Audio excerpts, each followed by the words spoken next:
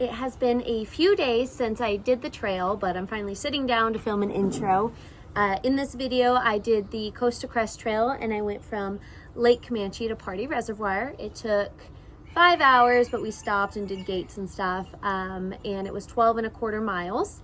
I started at the Turkey Hill campground, and I've already done a video on the Turkey Hill campground reviewing it. I definitely recommend checking it out if that's something you're interested in. Obviously, I liked it because I went again just a couple months later. Or you can start the trail at the day use parking at Lake Camanche, which is literally right next to Turkey Hill. And then we ended up at the Camp Seco staging area by Pardee Reservoir. So let's just go ahead and start the trail.